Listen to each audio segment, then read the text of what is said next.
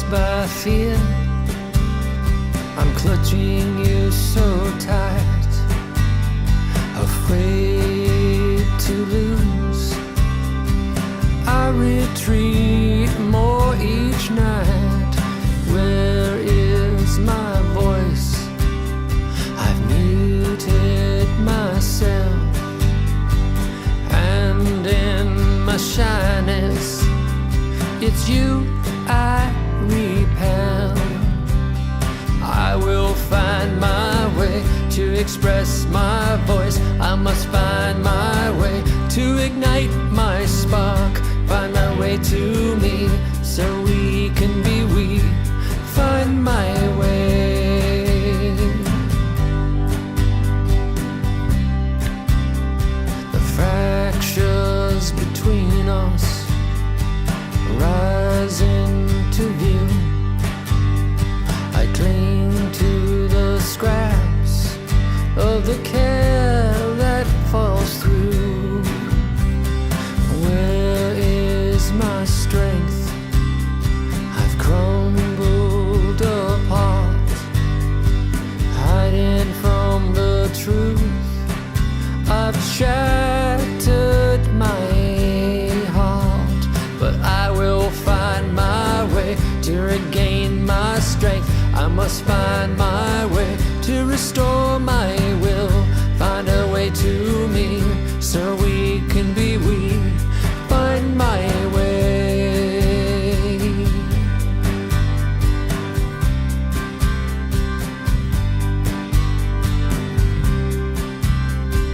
Here is this moment to take a chance to go on alone or grow and advance.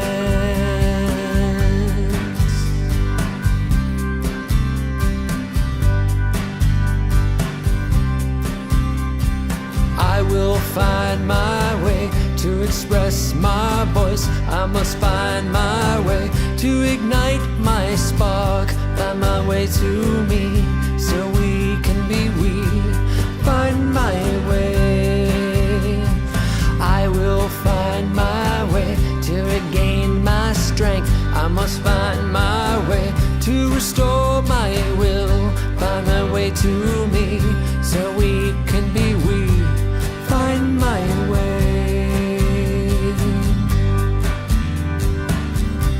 Find my way.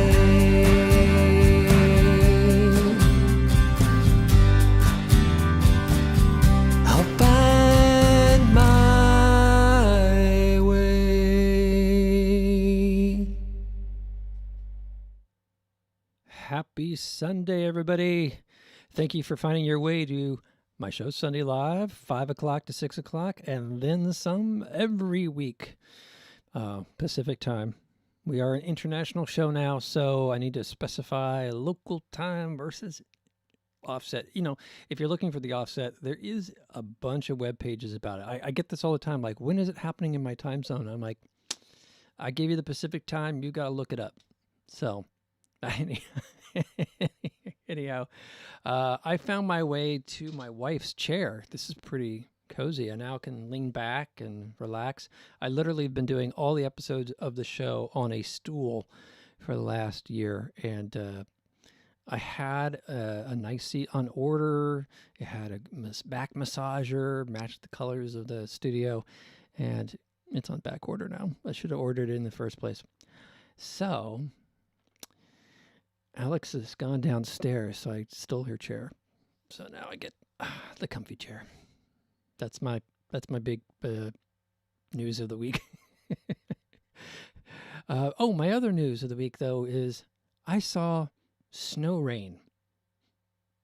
You know, I knew moving to Seattle, I'd be in a different climate and whatnot, and I'd see stuff, and I've talked about it on the show a number of times, but it was literally this heavy, viscous rain coming down and flakes of snow mixed in. That was a new one for me. Well, enough about the Seattle area. I'm going to check in with San Francisco. Check in with the San Francisco Bay Area and Joe Price and see how he's doing. Hey, Joe, you out there? Yes, good evening. Good evening. Well, you are out there. Indeed, I am. So, how is it in orbit? Well, I'm passing over the Bay Area right now, so that explains the tan lines even from deep orbit. So because the Bay Area being what it is. But earlier in the day, I was in Marin cycling, just getting a bicycle ride, and then later this afternoon, I was out in the near my home, walking to market up the hills, getting an excruciating exercise just from a mere hike, such as the steepness of the hills in my home, heading up to Kensington for a few grocery items, and then I coming know back in that time for the area. podcast. Well, what I've got on you is that I can go cross country skiing at any time.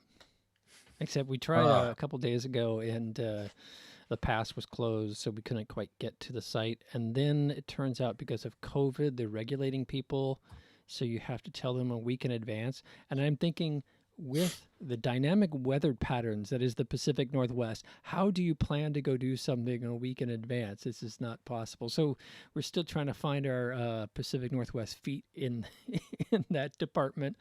Um, but it is really cool to be able to just go out and do something like that. So we have 20 minutes drive away. We could drop a boat, a kayak, whatever, in a lake, and about 45 minutes to an hour away, we can be skiing. So we are looking forward to doing more of that in the next week or two. yeah, a good area can give you a number of resources to express yourself physically. Um, trekking, it could be hiking, walking, running, cycling. It could be, skiing or sailboating.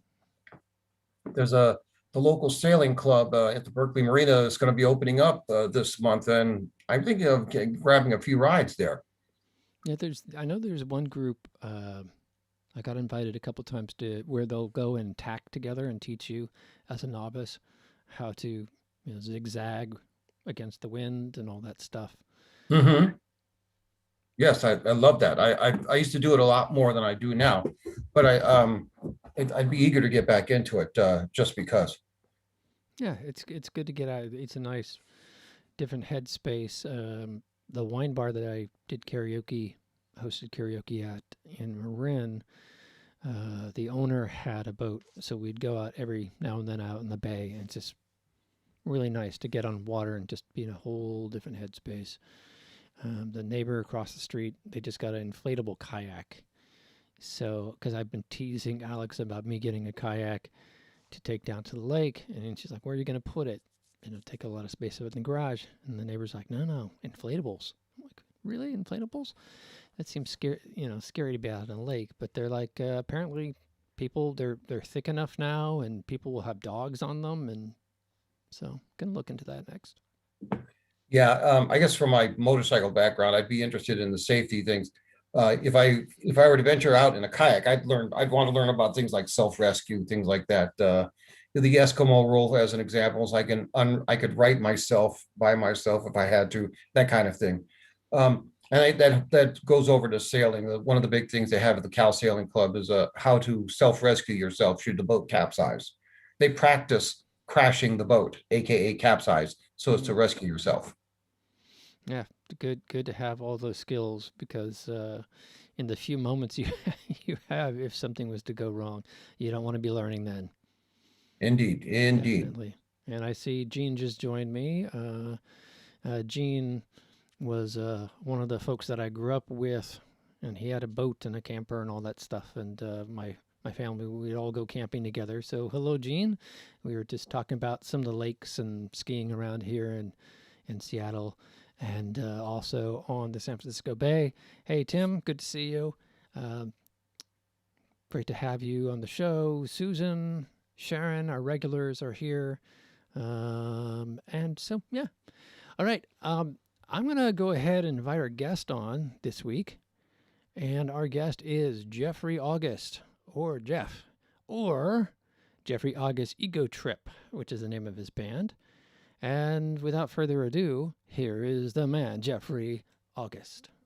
Hey, Well, Jeff, you out hello. there? I'm here. I'm here. I'm out in the ether. Can you hear me? I can hear you fine. Can you see me? I'm surrounded by a giant iguana. I don't know if Yes, I was a little concerned about the not so much the iguana, the giant iguana. You know, they kind of move Yeah. slowly, probably. But the fact that I see his bones concerns me Yeah. that you're in a highly radioactive area. Yes, I'm inside of an X-ray of an iguana at present. So I don't know. Like I don't know what that means, but like it's interesting. It's interesting. I think you've just described how a lot of us feel about this last year, That's a good point. I didn't even think about that. Yes. trapped in the We X-ray of an iguana. We're trapped in the X-ray of an iguana. Sounds like an episode of a cool maybe Lost in Space or something. I don't know. Yeah.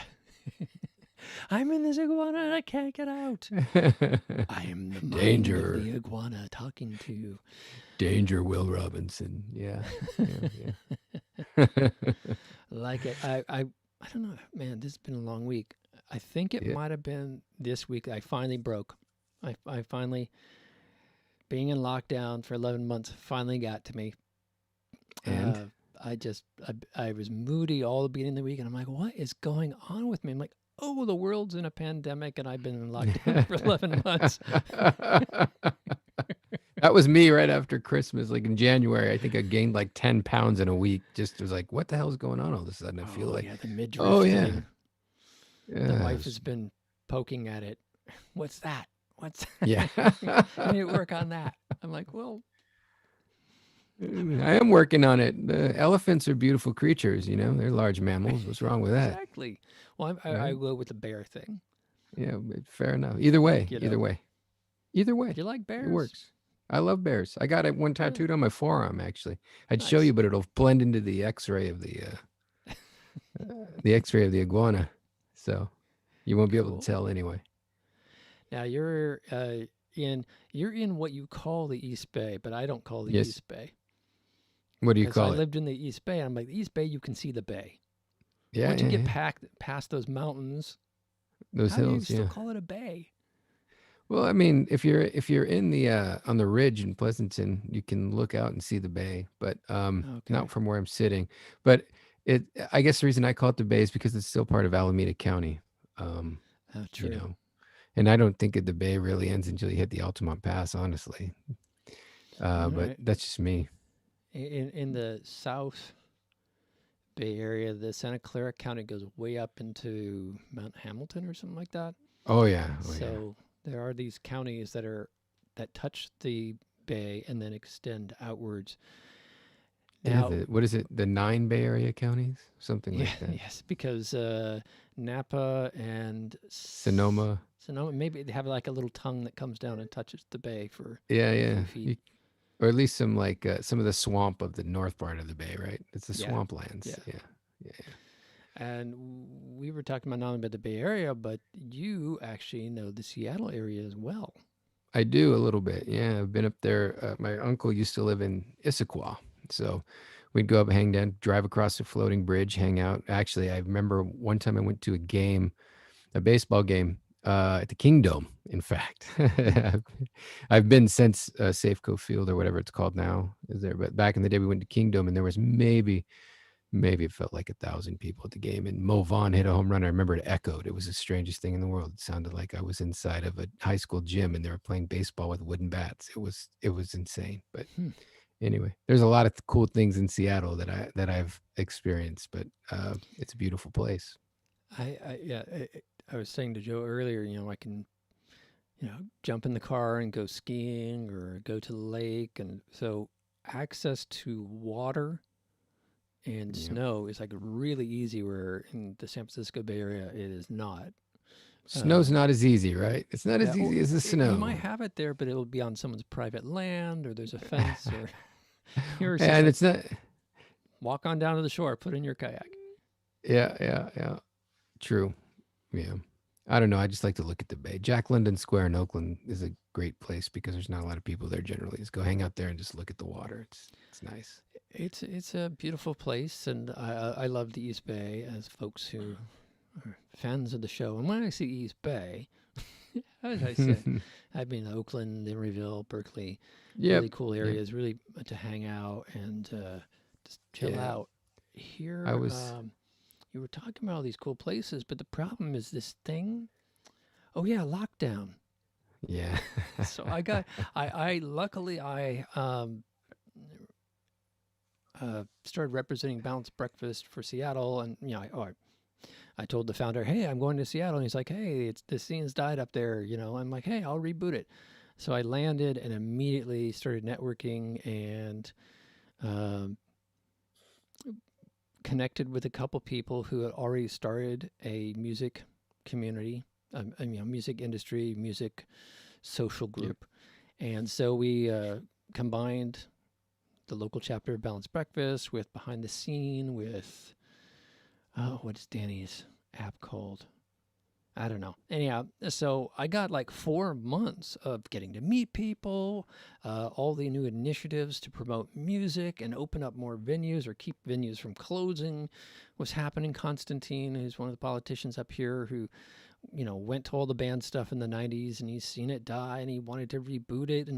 And I was at the launch party and all this and I got my first show up here. My second show was coming up at the Skylark, and all of a sudden it was just like, No dice. It so all went. unplugged the world. It all went bye. Yeah. Well, it'll Yeah. come back. So That's I know. just Oh, go ahead. no. That's just the only thing that keeps me focused. It's gonna come back. It'll be back, and it'll be awesome. And I think actually the fact that everybody's kind of not been able to do any of that, um, maybe will help bring it back. Is the way I think about it. I think there will be an explosion of physical creativity. Yep. Yeah. I agree. We'll be all the better for it because Yes. we'll have appreciated it a lot better. We had it taken away from us for a short while. That gives us a newfound focus of appreciation. So when we get it back, we won't be so complacent about it. The way San Francisco nightlife was complacent not too long ago. And then we'll better appreciate it and covet it and make better use of it. Creativity will find an all-time high because we'll have an outlet for it and will not take it for granted this time, having hopefully learned our lessons and hopefully with the hope of a longer term memory. And we can make this work a lot better now that we've had this focus, this type of perspective. Yep. Totally. Exactly. That's exactly what I was trying to say, but you said it so much more eloquently. That's why I have him on the show. Yeah, he's eloquent.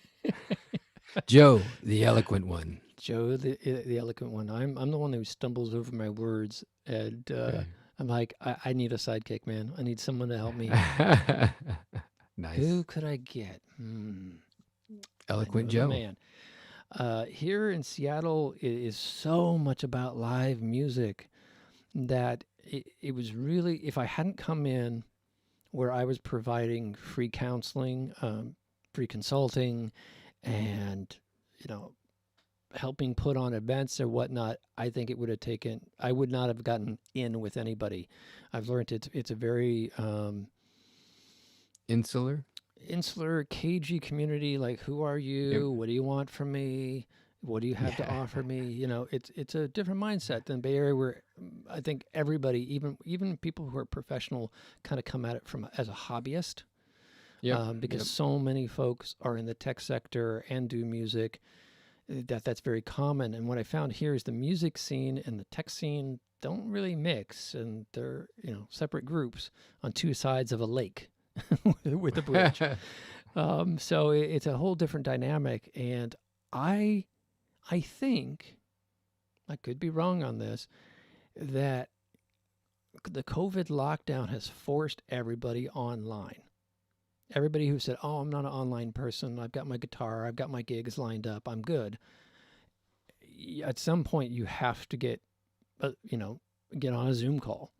Yep. At some point, you have to. So I'm wondering whether or not that has fermented new communities or created new connections, cross-community connections, that once everything starts opening back up, if that will sort of explode out, and maybe some of those barriers will have been broken down by the time that happens. I don't know. Yeah, my another thing about that is that everybody has gotten you. I was talking to Stefan Aronson, you know him from Yeah. Balanced Breakfast, right? And Stefan and I were chatting last week, and he was saying, there's this thing where live music will come back, but there's also the idea that people have now gotten used to be able to experience live music from their couch. So it's going to have to be like this sort of there's gonna have to be you're gonna have to find a way to invite people in to like club shows from their couch. Like there's gonna have to be a way to include those folks in what's going on. And I think if you take the positive spin on that, it's really just broadening the audience, right? Because now there's people who wouldn't go out on a Tuesday night to the local coffee shop to watch somebody play an acoustic set or whatever. Well, maybe now they're part of your audience, So I think I don't know what that means from a business perspective, because I don't ever think about this stuff in a business way. I just don't. But like, definitely something that we'll have to account for going forward too. After this, is that the club now extends beyond the club. It actually extends to the internet, like this. Yeah, it's a good point.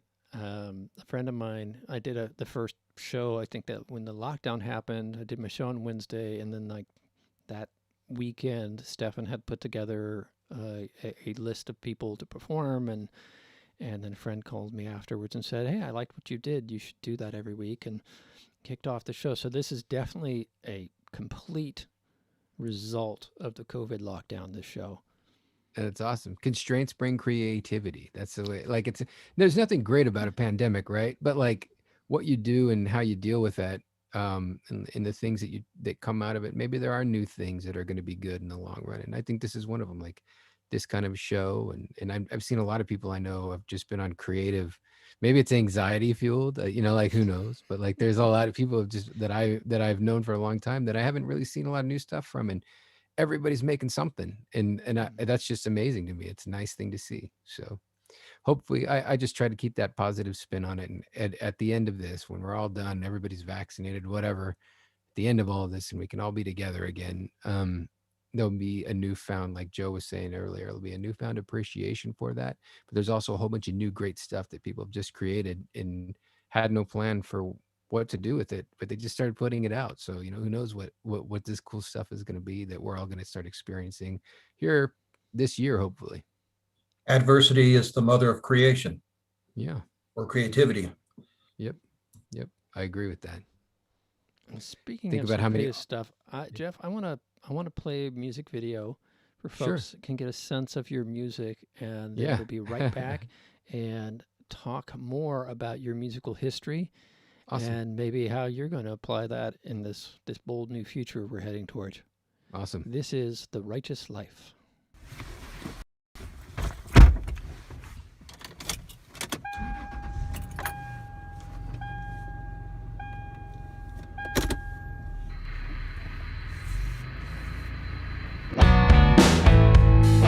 Flag City calls, thinly and hollow, destinations I cannot find, on maps I can't follow. In these desperate instances, we're always all alone, in glass houses. Some people would call a home. You don't know when you stop believing.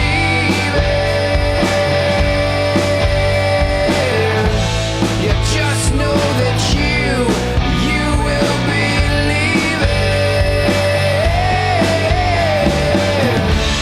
Alright, I'm okay, but I won't lie, I'm afraid to fade away.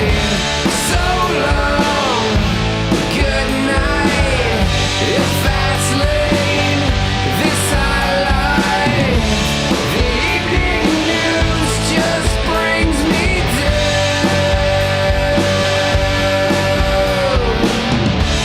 Your righteous life, it just feels wrong.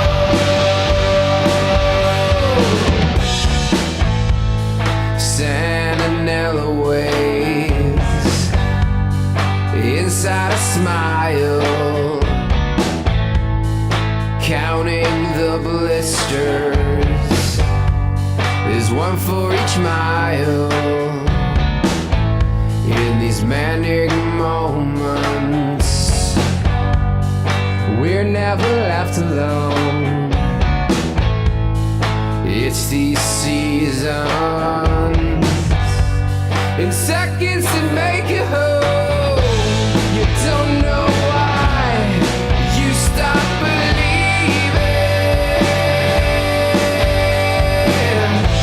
You just know that you are tired of leaving. Alright, I'm okay, but I won't lie. I'm afraid to fade away. So long, good night. This fast lane, this I like. The evening news just brings me down. Your righteous life, it just feels wrong. I'm finding my way on my own. The frontage road back home. Through the trees, past the stone bridge. I don't even want this.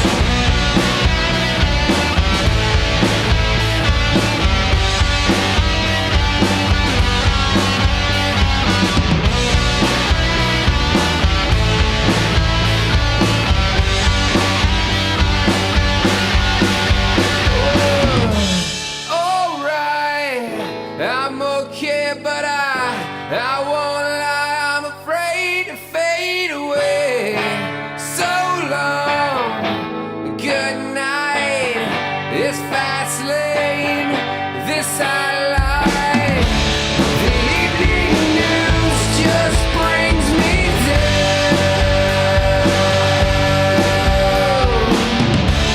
Your righteous life, it just feels wrong.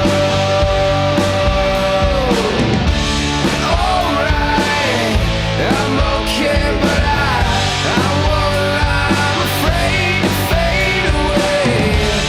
So long, good night. I am afraid to fade away. News just brings me down. I am afraid to fade away. Righteous life is not fair.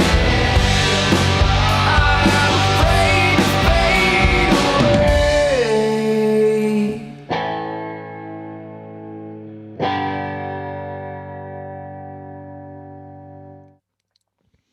And that was Jeff August Ego Trip. I still can't say it all as one word yet. I'll work on that. Yeah, for a lot of our viewers, those scenes are very familiar. Yeah. My parents grew up in the Central Valley, so we've done a lot of trips out there. And Susan lives in the Central Valley, and so Yeah. yeah, very familiar. And it's stark. We're talking about Seattle and California and San Francisco Bay Area and whatnot. And man, now that I've been away, things I used to see as, oh, that's not desert. Desert Yeah. is sand, right? But I now see images like that and go, oh my Yeah. God, it is a desert there. Yeah. Because here everything's so lush and, water is, I no longer feel guilty about running water. Like when I'm doing Yes. the dishes, I'm just like, I'm doing the dishes. Okay, I need It's to do green, this. green, green. Yeah, Yeah. and we have a stream in the backyard and everything. And yeah, growing up in California, you're always thinking, oh, I'm running a little too much water. Water, water, water. It's all Yeah. that worried. Anyhow, but enough about climate and regions and stuff. Let's talk about you. And Yeah, yeah. when did you first start getting into music, doing music? I think I taught myself to play guitar when I was about 15 or 16 years old. I took one lesson and I learned how to play Michael Row Your Boat Ashore. And then my mom bought me a guitar for my birthday, and it was a company called Memphis. Was not a guitar that it wasn't a Stratocaster, but the point was, to me, it was, it was just something, and I just sat there and stared at a chord chart and played and played and played. And then it was hard to learn how to play other people's songs. And so I would learn like a bit of one, and then I would run out of patience. So I just started writing my own music when I was about 16 years old. And that's what I've done forever since then. I just make songs up, and like the one that we were just watching, the video you were just watching. I was born in the shadow of 3 World Series trophies in Oakland, California in 1975, but I was raised in a town called Lemoore, California, which is down there in the middle of the valley. And that song is all about driving up and down I-5, actually. It makes references to Santanella and Flag City, which is out near Lodi, way up in the north on your way to Sacramento. And it's just like, you know, it's just that's what the song is about, and that's what the video showed, and that's where all that came from. And you know, that's it. You know, I try to write songs about my real existence, and whether it's a folk song or a rock song or whatever. You see, I like to say I'm genre fluid, which I don't even know what that means, but it's fun to say. So anyway, that's where my musical thing started. Was a birthday present when I was 16, I think. So it's been a long time. If you can't tell from the gray in my beard. And how long ago was that song done? That song was recorded in 2016.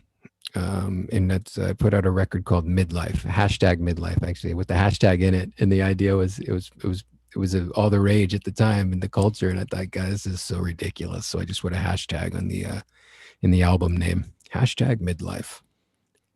A band, famous band that I follow, they did an album in the 2000s that had .com in the album name. And now it just sounds like, was it a criticism of the internet, or was it just like the times and it was the thing? Yeah, whatever. I just thought it was funny. It feels like maybe it'll be an anachronism someday. Like, what the hell does it have a pound sign in front of the title for? You know, like, but whatever. Some sort of early internet protocol stamp. I don't know what they use, but that must have meant something at one time. Maybe he liked hash browns. Yeah, who knows? I do like hash browns. So breakfast is the most important meal of the day, and you can have it at any time of day. And hash browns are always good. So you're working on your radio announcing career. Maybe a little bit. Do I sound like by one? The Hash Brown Bureau. I am brought to you by hash browns. The letter H, hash browns on Sesame Street today. I've been trying to be hash browns. I've been trying to be really frugal over this last year and cook at home. Yeah. And Alex, she goes, I'm going to the store. There's a coupon here. She's a coupon person for a free bag of potatoes. I'm like, I love potatoes, French fries, hash browns. I could do this. And she brought them home. They're in the bottom shelf. I got 4 peeled. I got a couple shredded, trying to shred them. And I made these hash browns. And I'm like, this is really hard. Yeah. It isn't easy to cook for yourself, right? Yeah. But if anybody has any hash brown recipes, please put them in the comments now. I'm going to play another video, and then we'll be right back. Awesome. You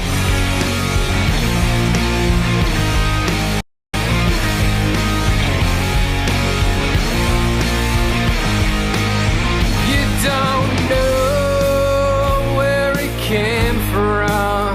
You just know it feels right. To the victor go the spoils, and you pride yourself on your might.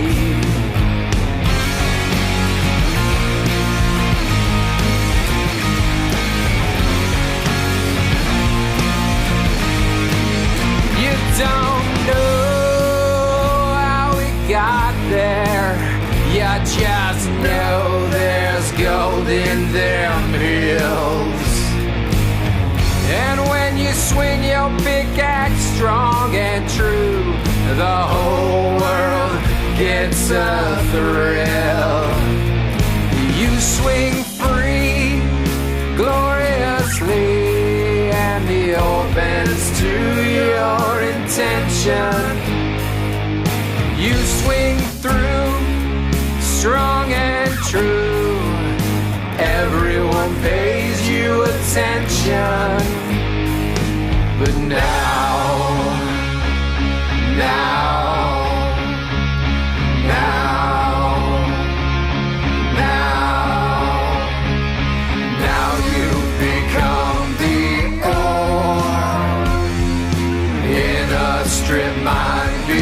bequeathed by God, and they would have you believe.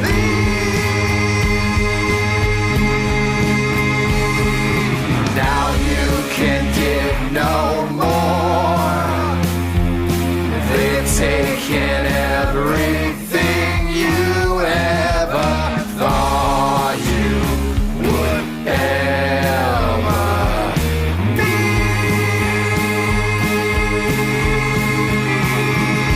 You swung free like a machine, and the old gave way to intention. Oh, you swung through strong and true, and everyone paid you attention. You swung hard, you left your mark, and built someone else's collection. You felt like a king, the echo would ring. Now it feels like misdirection.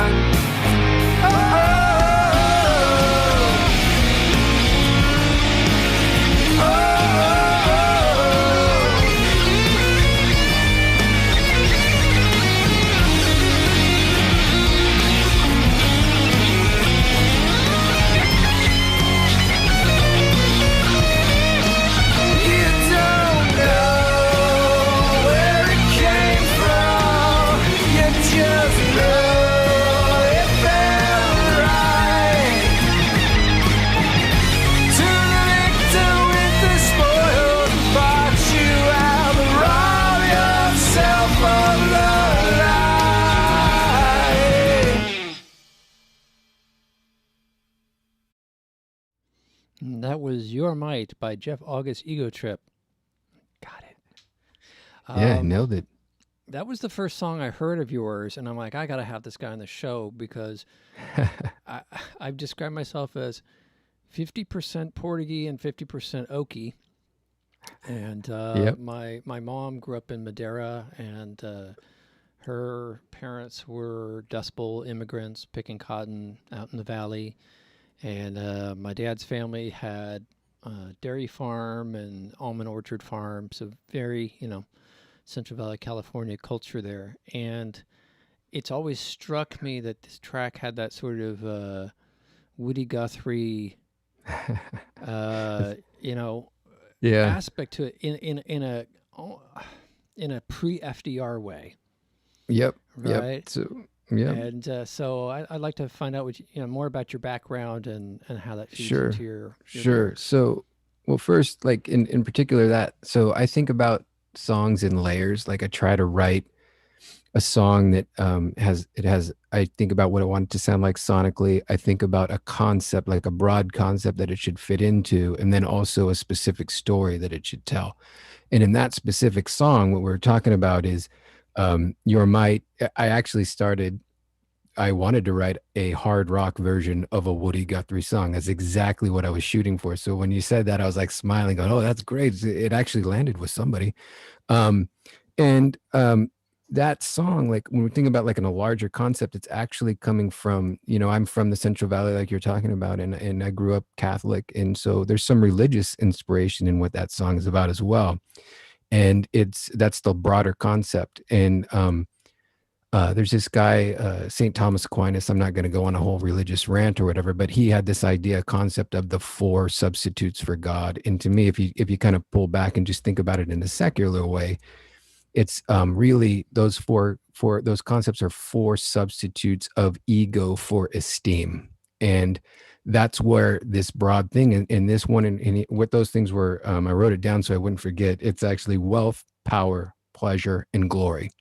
And I wrote a song about each of the 4. And it's because it's inspired by religion, I tried to make them hard rock songs, because you wouldn't expect that, right? They're not gospel hymns. They're actually hard rock songs that are that sonically maybe seem like the opposite of what you would expect for that kind of a concept. But in this particular one, I'm talking about glory, and I wanted to think about outcomes.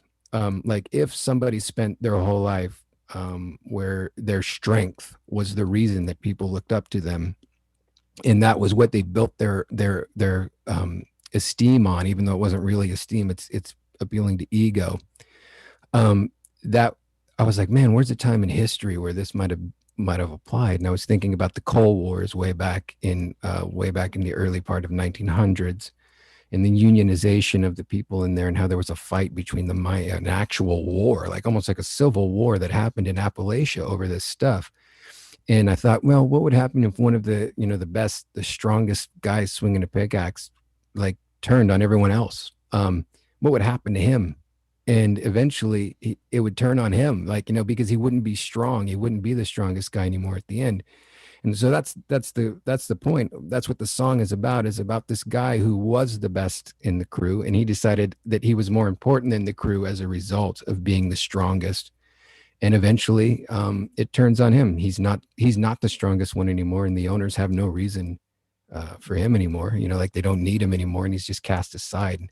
And I think that that's the idea of what you see in the Central Valley, like especially with immigrants, like nowadays, is like people treated like ore in a strip mine. And that's really where it all ties together, is that, when you willingly allow people, your value is that you're the most valuable ore in a strip mine. It doesn't matter. Eventually you're going to be stripped out of the mine anyway, just like everything else that's there. And that's really what that song was about and what I was hitting on. So it's a long answer to a pretty good, succinct question, but that's what it was. No, I don't think it was long at all. I think you hit all the key points, and that's what I got from the song. And you never know when you're projecting into a song, right? Yeah. So hearing you say, "Yeah, I grew up in the Valley. I know the situations in the Valley. I understand, what things were like before FDR and the unions, and when people were just thrown away. People were just a bolt. They were just a cog. And the battles that happened, the wars that happened in this country, and the blood that was shed so that people had rights. And they weren't given in the beginning. They were every one of those were fought for. And I've always, I don't want to get too derailed, but I'm always fascinated how a revolution can become the new oppressor, or how a revolution can be co-opted by the people that the revolution is actually against. Yeah, this revolution was brought to you by Coke. Yeah, exactly. And then it folds back, and it starts, what is the phrase? Eating its own young. And it's a tragic thing. But you look back in human history. I was watching this video. I watch YouTube a lot. Yeah. And it was about a British uprising where the farmers, the island is kind of like this, and then there's the large river, the Thames, down here, and London's on the north side. So they're on the south side. So they've got to kind of march around, and everybody's like, we're getting worked over here by the king. We're going to go protest. So everybody gathers and marches and goes, and eventually stops in some towns, and people give them food again. They eventually get there, and the king, I think at the time, is like a 10-year-old boy. Yeah. Right. He's just the figurehead of some, administrative power. So they push him out on a barge into the river to talk to the people on the other side, because they want to kind of keep him safe. Bill pulled the barge back. And the old ropey dope. Everybody's so tired by that point. He offers them some little thing, and everybody's like, okay, you know what? It's time to go home. We're hungry. We're tired. And guess what? Not much changes. And so I'm always fascinated by these moments in history where either that happens or the other thing happens, which is the revolution is successful. Yeah. And then the people with the revolution realize, oh, this is harder to run a country than I thought. Yeah. And it all starts falling apart, and all the people who know how to run the country start weaseling their way back in, and it becomes this other thing. And you go from the French Revolution to the Reign of Terror. In Russia, it was all the Navy. The Navy wanted to establish a democratic government, and so they revolted against the Tsar. and somehow that turned into a completely different thing, Yeah. where they were then fighting the people. It gets co-opted. Yes. Yeah, Yeah. and so I'm always wondering, how often is this successable? I And don't, can it I be don't know. successful? Is there something we can do?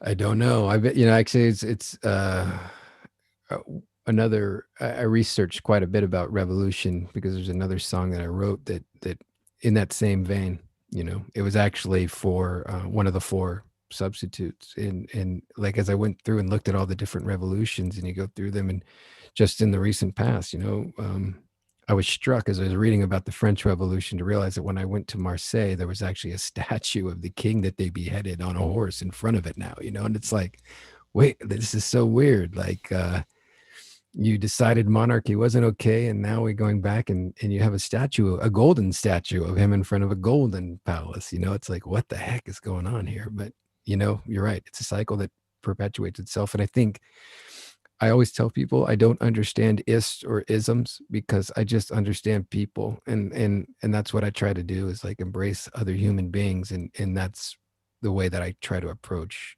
my thoughts on quote unquote revolution or whatever. It's like, let's do something for each other. Don't do something for yourself. You got to try to find a way to think about things in a broader concept and understand that you're even like, it's kind of the opposite of that. You're not or in a strip mine, but you are piece of a much bigger puzzle, and you should be embracing that. Everyone has a place in that puzzle. It all ties in because if you think California is the 9th biggest economy in the world, and one of the main reasons is the working man at the very bottom who starts it all. Yeah. And so everyone is tied in because it's all relevant. It reaches everyone. The effects, the cause reaches and involves everyone.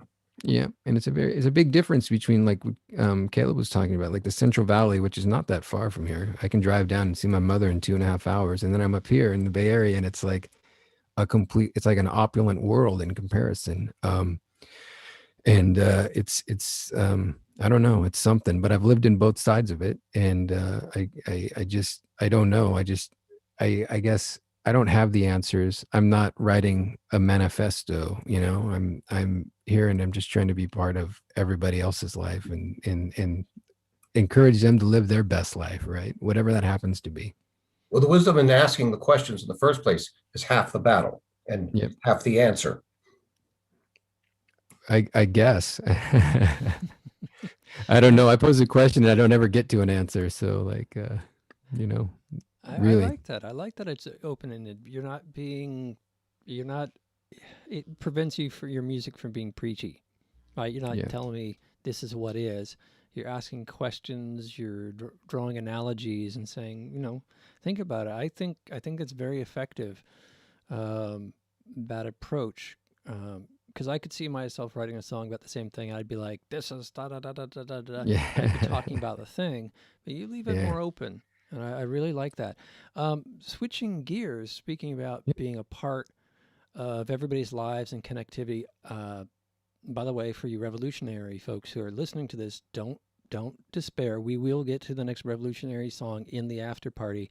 But before that, I want to talk about another big part of Jeff's life, which is family. When I went to gather the videos for the show, I'm like, whoa, this guy's, it's 90% family and a little Yeah. bit of band. And then there's crossover there. So I do want to show the video for the rest of Ever, and then we'll come Yeah. back and talk about it. Cool.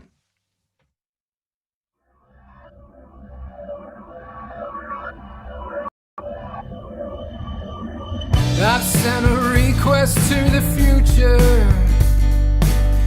The light should always find your path. And regardless, days will darken. Don't be a tool of the wrath. Keep your eyes wide and bright. Focus on the good. Don't be deterred by sinners. Your heart will know what it should.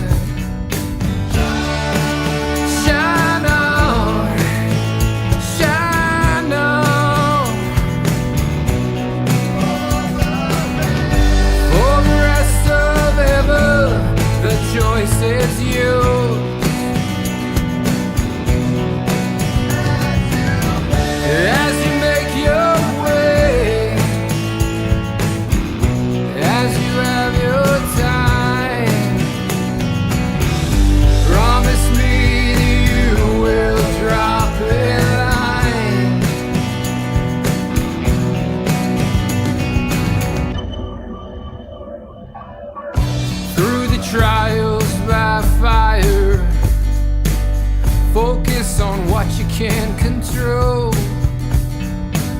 Well, it's only worth what you make it. So don't make yourself overwhelmed. Remember how to laugh. Remember when to cry. But above all things, remember I am on your side. And shine on, shine on. For the rest of ever, the choice is yours. As you make your way, as you have your time, promise me you will drop a line. Hey.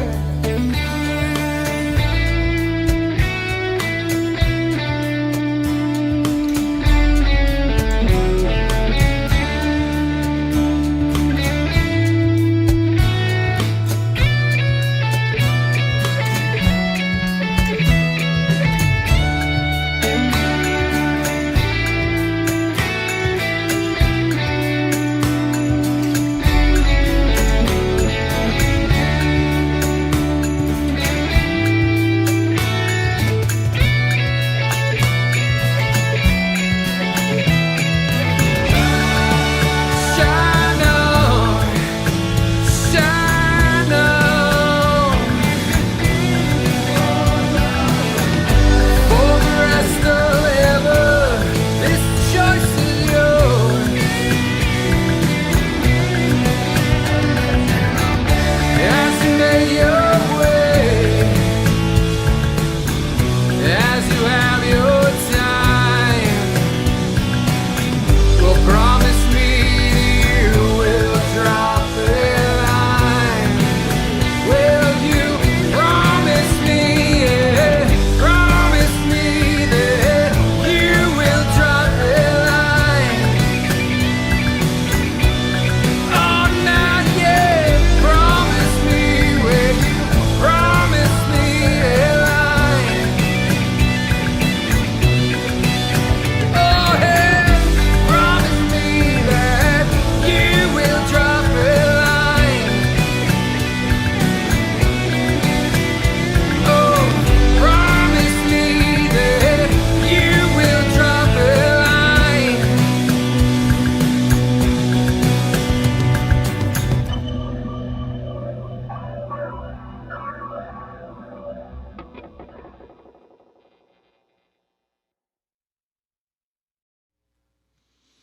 As artists, I find quite often in conversations, people will talk about how, while doing art or being an artist, they're more authentic than the commercial world, the corporate world, etc.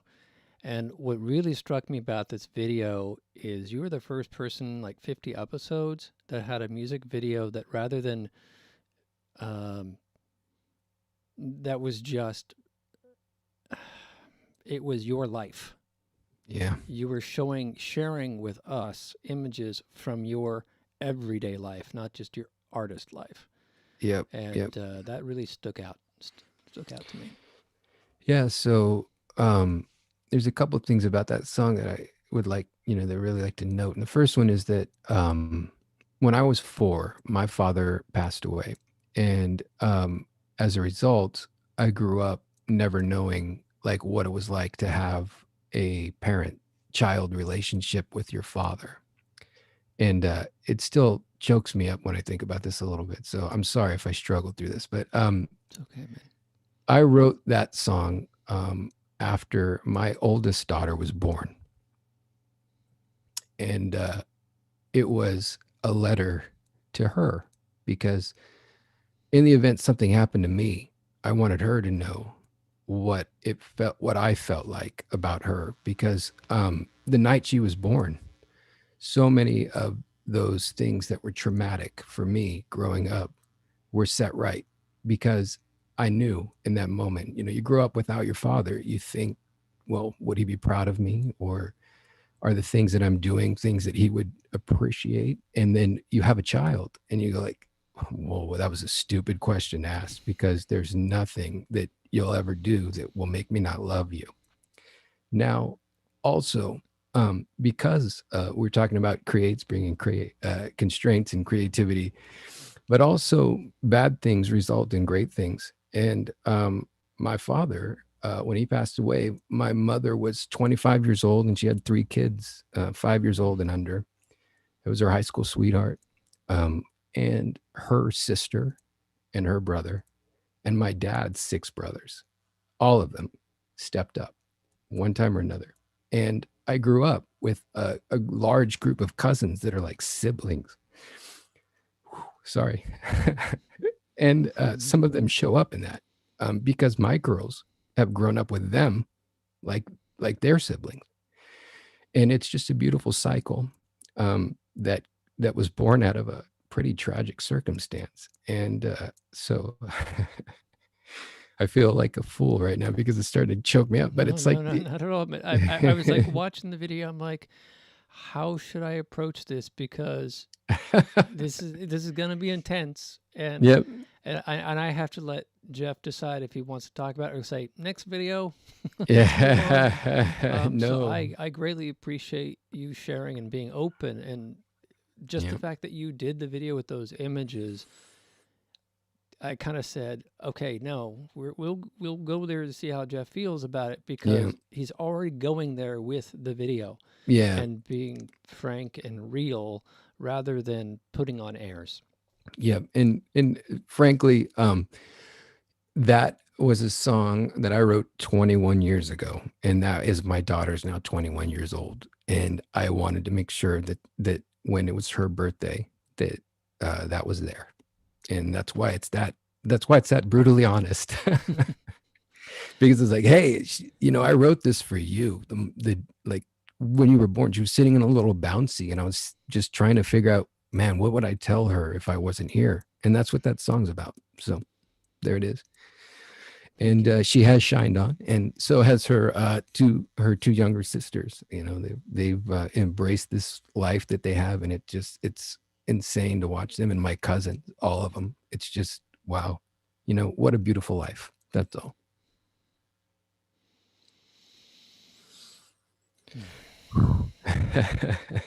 Sorry. No, don't be sorry at all. Hey, being real, I all you fakers out there, you should be saying sorry. It's the irony, another one of those ironies of the revolution, that the superficial people are the people who don't say sorry, and the people who are real and authentic and really genuinely connect. Okay, now I'm going. Well, I just know, I know that connecting with other people. Yeah. We always say sorry. Why the hell is that? We should be like, we're real. This is the real world we're coming from, not the plastic land.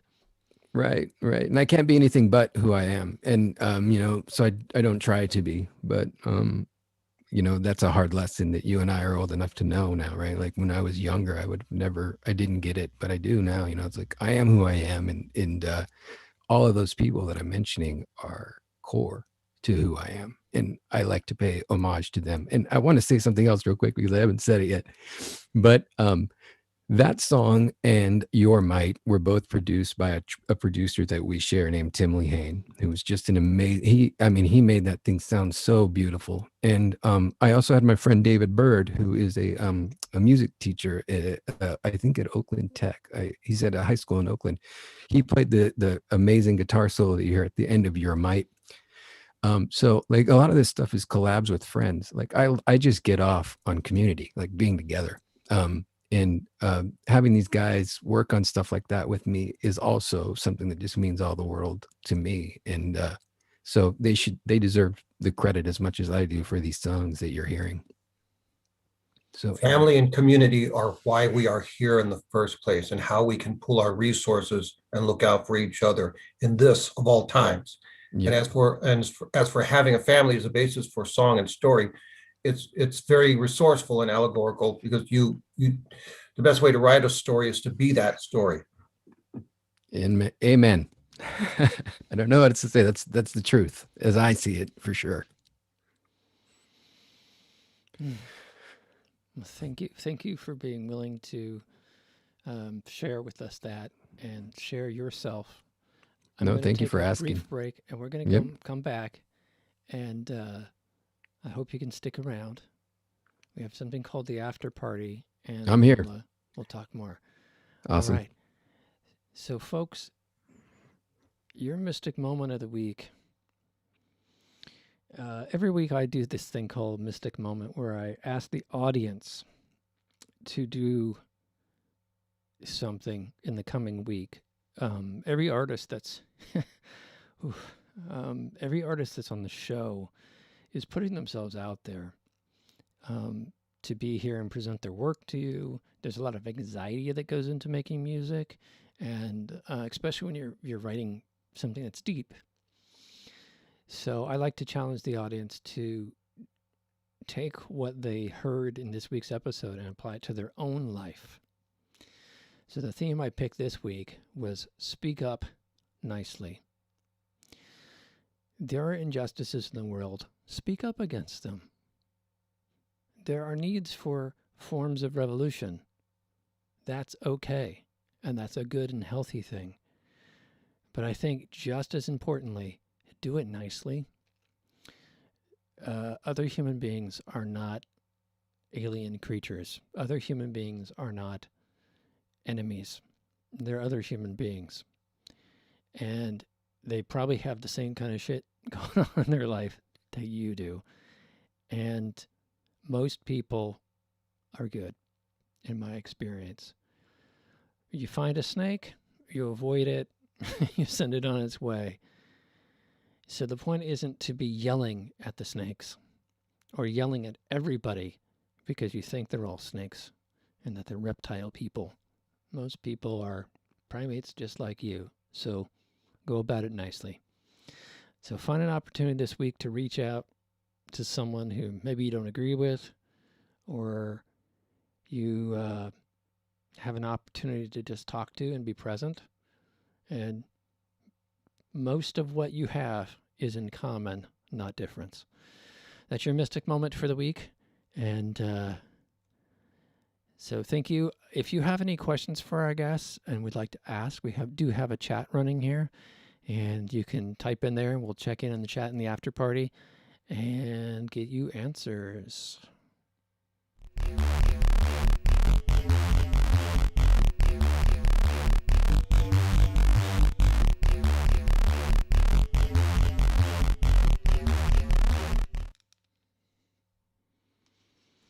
We are in the after party where you can ask the guest questions. We also loosen up a little, maybe a less formal section. I think this episode, though, is informal from the beginning, and I appreciate that, Jeff. So you start at 15, 16, you start writing songs. Yeah. You get married, you have kids, and you have this wheel of life come into your world, and you've been raised by a community, right? Yep. Not just some nuclear family of, okay, one dad, one mom. I had one brother or sister, whatever, but this nuclear family, and I felt a lot of that too, growing up. I think I don't know, maybe on my mom's side I have 60 cousins. I don't know. Yep. I think my Were you mom's guys one Catholic? Yeah, well, that's the Okie side. Right? Yeah. So poor, broke, not much else to do but drink and and Have work. children. And have children and work. And Yeah. so they were holy rollers. And then my dad's side was Catholic, so they had the 4 boys, then later the 2 girls. And I like to say, I grew up in that 70s period where divorce became more common. So everybody had at least 2 marriages, on average or whatever. So that just blossomed the cousin. And my mother will say, "Oh, so-and-so is your cousin." And I'm like, "I've never heard of this person." Because for her, everybody who's a cousin, like second, third, whatever, are still cousins. Yep. It's still family. And so I'm aware that in life that's around me. And so, yeah. Yeah. By the way, on the show, I never ask questions. I always keep making statements. And the It's last episode conversation. last week, he said, "I think there's a question in there, so I'm going to answer this one." No, actually, I mean, I think we have a pretty shared experience. Actually, what you're saying just makes me smile because one of the funniest things that's ever happened, speaking of my children, Alibi, the one who's 21, her name's Alibi. It's named after a Duncan Sheik song, by the way. All three of my girls have a song in one of their names or a record. But Very cool. she it was Heritage Night, and we went to her preschool, and so we're all sitting around, and so we're all gonna, okay, who wants to share first? And Alibi's hand just shoots up, and she goes, oh, me. And my wife Rachel and I just look at you like, oh crap, we've never talked about our heritage or any, like she doesn't know anything, right? And so Miss Jolene goes, okay, Alibi, what do you want to say? And she goes, I am half white trash and half hillbilly. And that's because my wife and I, we used to give each other grief, and she would call me white trash and I would call her a hillbilly. And so I can relate, it's the same sort of thing in my family. Oh yeah, I get to make all those jokes. How folks will say, if you're from a culture, you get to make the jokes about the culture. Exactly. If you're outside of it, no. So I get to make Portuguese and Okie jokes, and, Right. Car parts on the lawn. That's my mom's side, and car parts in the garage. That's my dad's side. Yep, got you. To me, it's like and also we're talking about revolution and everything. In all seriousness, when you come from like a disadvantaged economic background, whatever it is, and those words that people call you, when you use them yourself, it's a way of turning the language of the oppressor into a language of power for yourself. So I don't mind, like I hear people call me, when I was a kid, people would call me all kinds of things, right? But I still, so when I call myself white trash, I mean that with all the power behind it. Like, it doesn't matter, we are who we are. And I'm really proud of the fact, proud's not the right word. I'm grateful that I am who I am and that I was born into what I was born into. So call me, you want to call us names, but like, we are badasses anyway. So fair enough. I refer to myself quite often as working class. Yeah. And I've had times when I've been totally broke and living off ramen, and I've had times when I've had good income, but I say still how I approach things and how I approach people is working class. Yep. And we are, that's me too. We're working class, I think that's another thing that, not to minimize like racial differences, because I think it's really weird, and I don't want to get into some crazy sociological thing, but the thing that binds me together with a lot of my friends that are of different racial backgrounds than me or whatever is that we're all working class. Like, all of us can relate to one another, having this sort of, what you're saying, this experience where we would go a week at a time where we would eat nothing but ramen, and we've all been through that. And the people that I can't relate to are those that have never experienced that kind of thing. And there's a hell of a lot more of us than there are of them, like there really is. And there's nothing wrong with being working class. And I think that's just, it's always going to be in my DNA. And I struggled with it to a degree growing up, because I had things I wanted to do and I didn't know why I couldn't do them. Yep. And to a certain extent, I got where I got because I could be blind enough. Yep. And over optimistic or whatnot. And then later, I realized that was a part of my working class ethic, was the fact that I was so optimistic. Like, there's always a new job, there's always another thing, and that, if I just work harder, I can move forward, was such a part of me. I think if I had, like when I was thinking about university and I saw friends that were in upper middle class, and they just didn't worry about certain things in certain ways, and they knew where they're going, they're going to get their degree and whatnot. At moments like that, I felt held back by being working class. Yep. And then over time, even if I realized repeatedly, even if I'd started behind someone else, Mhm. and I took a couple years longer to get there, wherever there was, I always had more. Yeah. Like I knew more. I had a greater depth to what I was doing. Yeah. And I started realizing that tenacity actually is a superpower. Yeah. No, for real. And so like, I like you said, my family's my life, right? And my daughters, like to share a little bit about my professional life. I worked at Facebook before it was public, and then the next company I worked at was Square before it was public. So I've done okay financially in my career. However, when my girls go to college or go to school, like my oldest daughter is at University of Montana learning about history, and she, there's still things where she reaches out and I said, well, how come so and so's mom and dad gave them a credit card and bought them a car and did all this sort of stuff, and we could afford to do those things, but why aren't we? And exactly what you just said, because that's actually one of the things that built me to who I am. That the parts of it that I'm grateful for are that I didn't have somebody to do that stuff. I didn't have my mother's credit card when I was in college. In fact, I went to junior college and worked all day. And like that's sort of a thing that I think is important, to learn how to build your own life by doing the work yourself. And the thing about it that I don't think my daughter knows just yet, but she will in the future, is she just went through university in 3 years and she got 2 bachelor's degrees in those 3 years while working a job the whole time. Wow. Yeah. And like, you're going to go like, wait, what? Like, that sounds ridiculous. And it's like, it is ridiculous, but she did that, like, and she would have never done that if she didn't have to earn these things on her own. And that doesn't mean that I think people who are economically disadvantaged shouldn't be given help or shouldn't be given a ladder to pull themselves up or any of that sort of stuff. I'm 100%, in favor of that. But I do think that everybody's got to stand up and figure out who they are on their own. And you can't do that when somebody's giving you everything, And to kind of touch on a narrative you had there, you have given her a lot. You are Yeah. given. She's got community. She, like I wasn't always necessarily connected to all my cousins. I had a few cousins I connected with, and a lot of them I didn't. But I knew they were there. Yeah. And so you might not have done it through a credit card, bottomless credit card, but you did it in other ways.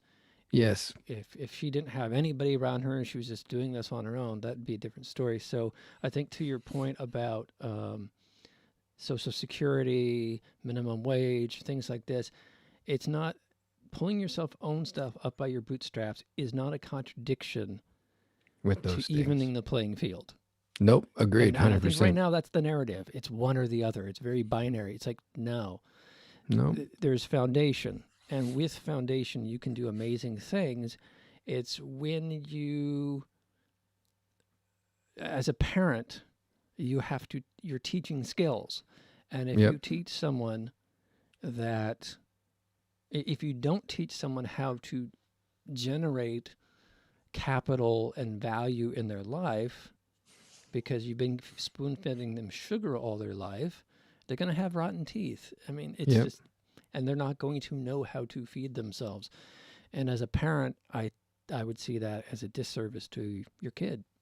Yep. No, I agree. Obviously, 100%. And I think the other thing to mention here, and like not to get wildly about psychological theory or whatever, but one of the things I've learned working at these companies I've worked at in Silicon Valley is that they embrace Maslow's hierarchy of needs. Like the way that you get to the point where you build these companies where people are focused on doing the things that they need to do, or they're just worried on thinking of the next idea that this company could build or what it could do, is by taking care of their basic needs on a daily basis. Like I would walk in and have free breakfast. That wasn't a perk. That was actually them embracing a psychological theory that shows that you can focus on your self-actualization. If these needs down here are taken care of first, if those foundations are taken care of, we would have doctors, like there's doctors' offices, so that you didn't have to worry about like, how do I get to the doctor in the middle of the day and do all the work that I need to do, all these things. It sounds like it's some sort of like, spoiled or whatever, but it's really about building a foundation, and that there's no reason that society shouldn't think about it the same way. There's a, like, I don't want to go off on a whole tangent or No. whatever, but So like, I'll do another clarification for you. I went to Yeah. San Jose State. Yep. I worked my way through college. My parents paid my tuition back when it was only $300. And, Yep. And 6 years later, I came out with a bachelor's of clinical psychology. Yeah. So I know Awesome. Maslow, and and anybody who doesn't know Maslow's pyramid of needs, or whatever the terminology is, been a while. Hierarchy, I think, is the word that they're Hierarchy in of there. needs, yes. Yeah. Look up yeah. Maslow's hierarchy of needs, and Yep. he was one of many of Freud's students that went off and created their own traditions, and that was what he focused on. And it is so true. It is very hard to have high-level thoughts about like synthesizing learning when you Right. don't have any food in your stomach. Yep. Yep. Exactly. Basic level stuff. And to me, it's like, right now when we're having these debates about whether people, like, there's no debate by the way, for me, like I am as left wing when it comes to things like minimum wage and that sort of stuff as you can be. I really believe that those things people need to be, if you're working 40 hours a week and you can't feed your family, I don't care what your job is, that's ridiculous. Like, you are being treated as ore in a strip mine. But Yes. but essentially that's what the government, that's what policy should be for, right? They're not like, we've lived through 40 years of this trickle down theory, which is complete horse crap and doesn't work, and you can see it, like you can Yeah, see it in society. That's why they call it trickle-down theory, not pour-down theory. Yep. It's not, It's like right this sort there of in the stuff. name. Guys, Yep, you're it's all being there. Duped. Yeah, it's all there, and it's been 40 years of this, right? Like, it's been going on for 40 years, and like now you see, like, well, if the government would spend the money better or whatever, it's like, no, but like, sure, let's have that debate. What do you want? Like, I'm 100% fine with, like, let's start cutting military budget or whatever. I come from a military family, so it's not like I get it, but like, And let's. I'm sorry, going to derail you. No, there. no. I'm good at No, no. that. Go ahead. Like military family, I hear this. People are like, I'm a military family, but remember, the military has come out and publicly stated, the U.S. military, that the weapons they're currently being provided and built, they don't need or Yep. want. Yeah, no, exactly. No, So when the military is telling, Yep. but Yep. everybody's got to build a bomber in their state, and so we got a real catch-22 going on there, where it's, Yeah. Between need, and if you look at the nice pie chart of expendables. I was in this conversation at a balanced breakfast meeting where I was co-hosting, and we'll do this thing like, what's your favorite donut? And new people will say, this is my name, this is what town I'm in, this is what I do, this is my favorite donut. And then we did, which is more important to you, joining Clubhouse, which is a social media platform, or today's Mars landing. And one guy said, well, I'm going to go with the social media network because I think we should be spending more money down here on Earth. And I was like, oh, I remember hearing that back in the Apollo era, right? And you're like, I need to take this person aside and let's show them a pie chart of how little it's that like, costs. 0.01% we spend on all of NASA, all of space, including the Earth. And it's like 50% of the U.S. budget goes to stockpiling weapons in case we need it at some point. Yeah, and by the way, there's another thing there that that you just hit upon, to me anyway, which is our government, things like NASA and whatnot. They are like an R&D engine, unlike anything else. It isn't just about going to Mars. Money.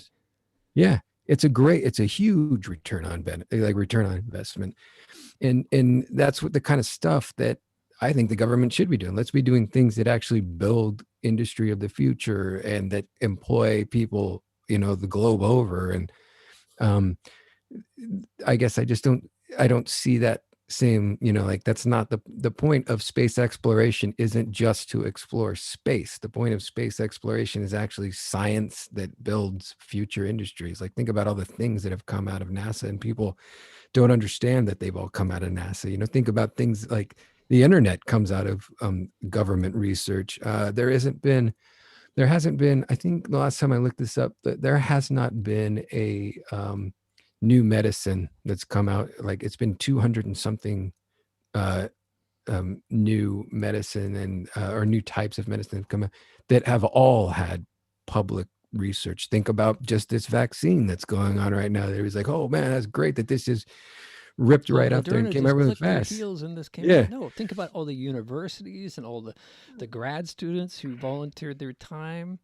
Yeah, It is a absolutely. network. Yes. The idea that any of this goes down to one company or one Mm-mm. individual is insane. Yeah, well, like that's it. And it goes back to something we were talking about during the show, actually, which is ego and esteem, right? Like there's this real thing that people just want to buy into, this egotistical view of what they're a part of something that's like, we can beat everybody else up and like whatever, like great deal. What does that do for you? Like it really does absolutely nothing. Let's worry about taking You care go of each from being other. a slave of something you don't like to being a slave of just another thing. Yeah, and I think it's You kind of stop- funny you- that you haven't stopped being a slave. it's kind of funny when you talk about people talk about government spending money, whatever, and they don't ever realize, like firemen, um, police officers, no matter what you think about police in general, Highway all of these maintenance things are, worker. yeah, this is all government. Like it's whether you think it or not, it is, and And I can show you plenty of countries where, you try to turn over certain things, you don't turn over to the private sector. Some things, great. I think what SpaceX Sure. is doing with rockets is important, and there's a reason why NASA can't do that in that same way. So you build partnerships, but really, I want. I don't want multiple small little contractors maintaining every bridge. nope, I I'm with you. I want I some really don't standard. either. Like here's the standard of how we build bridges and how we maintain roads, and there are countries in the world where they don't have that, and you'll be on a paved road and then you're on a dirt road, and then because the idea is that you're pulling resources together for the benefit of everybody. Everyone, yeah, and it kind of like along. We're going on a real political tangent, but I don't mean to. But like the last thing I just want to say about this is the way I hear people say all the time, I want government to be run like a business. And I'm like, well, first of all, they have two different goals. Like government isn't here to make profit and business is. However, if you mean that, I want government to, in the way that I would think it would run like a business is this: I've paid my taxes and therefore I should have access to public health insurance, and everybody else should too. Like everybody in this country should be able to see a doctor whenever the hell they need to see a doctor. And there's more than enough money generated by all of us to make that happen. And I also think like that has benefits to things like building entrepreneurship, because like one of the biggest reasons that I wouldn't start my own company is because I wouldn't have health insurance. Like I wouldn't have them. Right. So like we want a society of entrepreneurs. Let's use the government to be the R&D engine that helps them. And let's also make sure that things like health insurance exists so that people can take those risks without going into bankruptcy if somebody gets sick. Anyway, Because those are the taxpayers things. are like No, no. shareholders. Yes. You get these bumper sticker statements like government should be run like a business, right? Someone's campaign wanted to use this. It sounded a cool buzzword. They stuck it on the bumper sticker, and Yep. everybody repeats it without thinking through. What the hell does that means. even mean? And you just Yeah. thought it through in a way I've never heard before. Great, let's run it like a business. Every business offers their staff healthcare. Right. And here's the And other they thing. offer for a discount, right? Yes. A $600 Kaiser membership is only going to cost you $30 a month. So Yep. if we're going to run the U.S. government like business, I should get Kaiser for $30 a month just Right. by paying my taxes.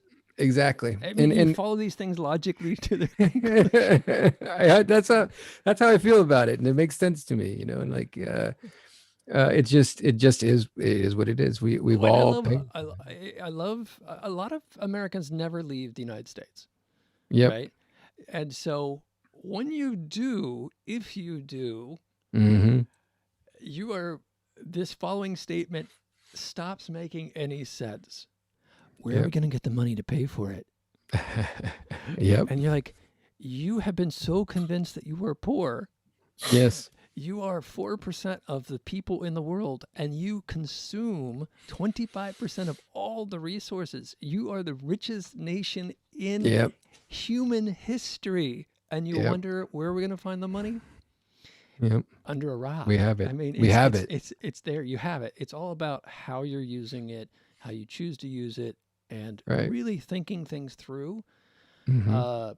I'm definitely very FDR pro that America, because I got to see my father work in an auto shop for a convenience store.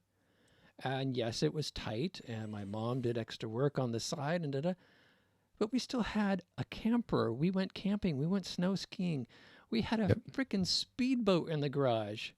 Yep. And that gap between that kind of a life and what you have to do to live a life like that now versus when I was a kid, it's ridiculously different. You know, it's like your parents can't just have regular jobs. And like, I live in the Bay Area. It's crazy. You live in Seattle. I know it's very similar where like in my neighborhood, you can't buy a house for under $1 million.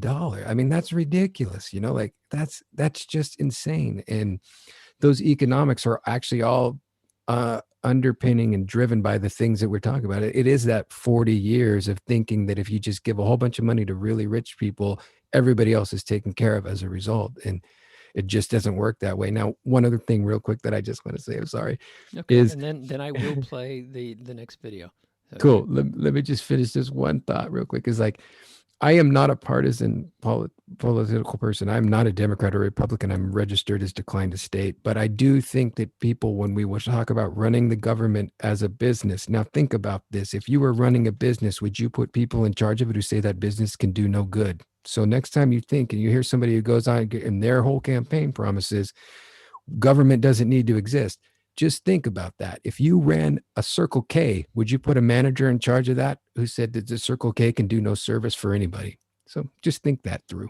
yeah, yeah. Especially the taxpayers are the shareholders for that business. Yeah, Yep. well, that is what how the United States is designed. We pay our taxes, and as a shareholder, right, we're reinvesting profit of the company. Yep.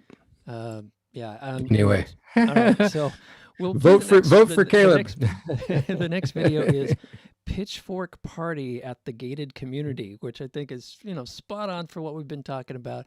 I will say I just saw in the news that I don't think it's been put up for a vote, but someone dared in Nevada to write some legislation that would give corporations the right to form their own governments within the state of Nevada. They would be equivalent to cities and counties and be accountable to no one but themselves. Ridiculous. Think about it, folks. That's what we got percolating right now that we need to address as people. It's not in the backyard. It's not next state over. It is fermenting there. And trust me, it'll come to your state next if we don't take care of this. So here's a good video about that. Pitchfork Party at the Gated Community.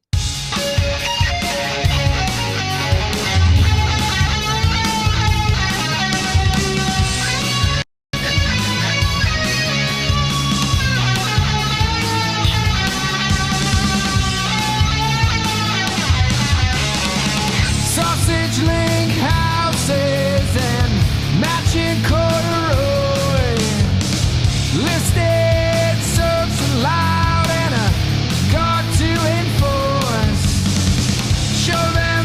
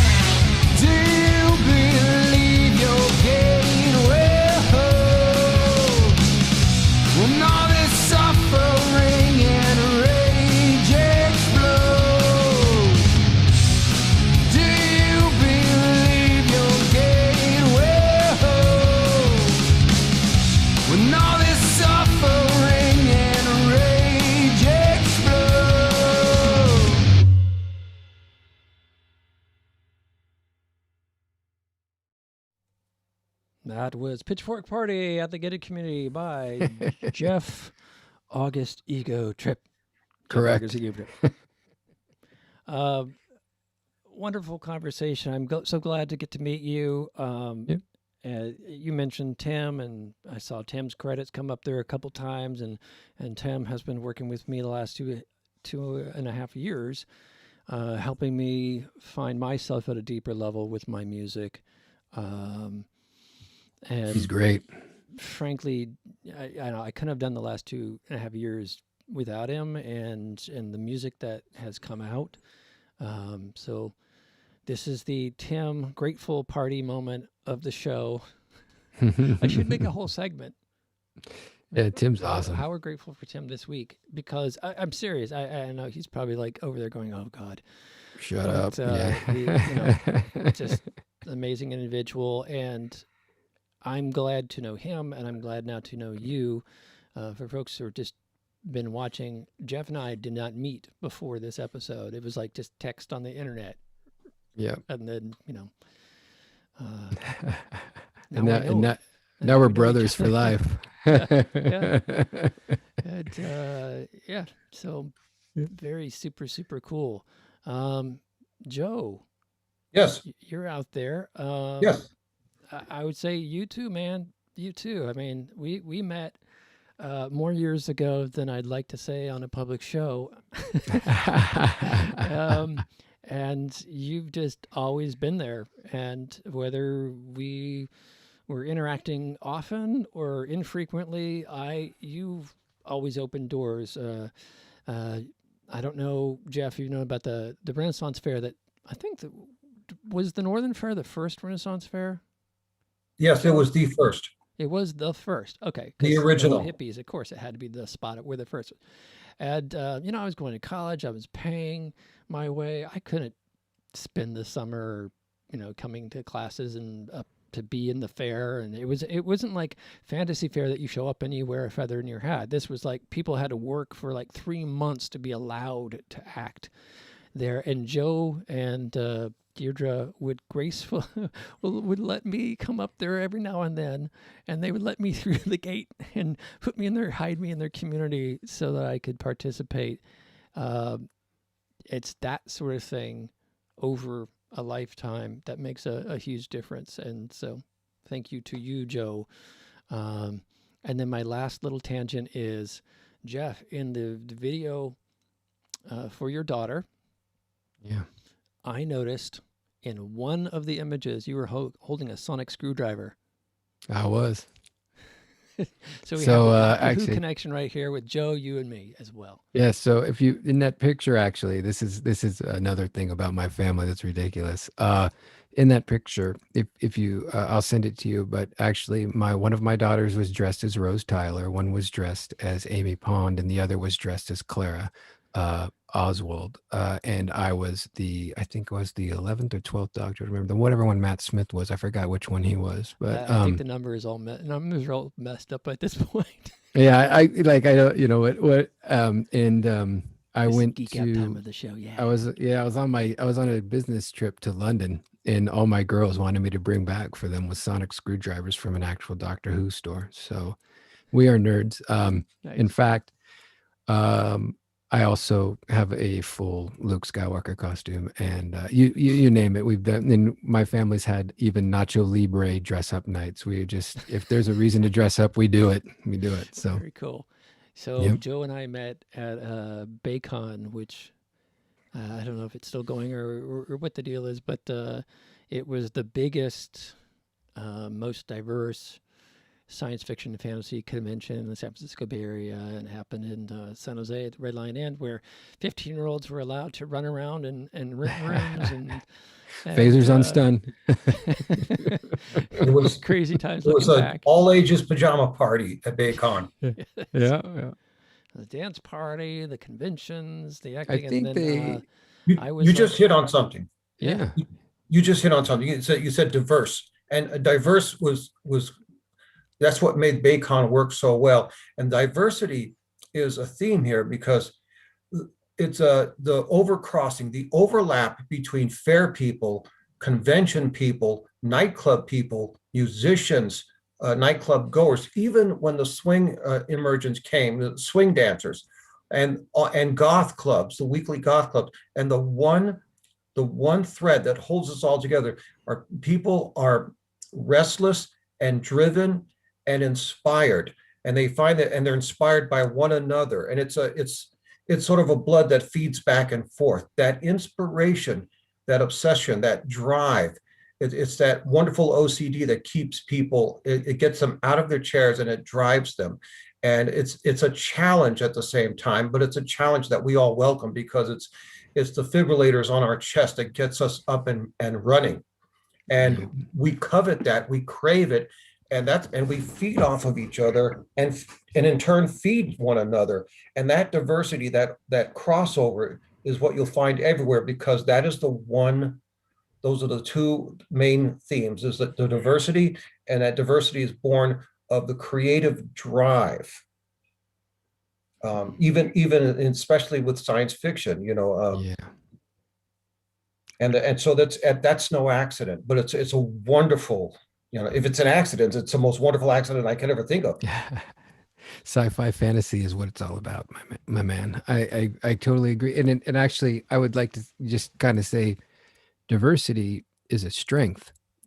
Diversity of thought, diversity of backgrounds, diversity of all that stuff. It's a strength, and it's something we should be embracing big time. And I think the reason why, now this is going to sound arrogant, I live in the Bay Area, but the reason why the future is built in the Bay Area is because the Bay Area embraces diversity by and large.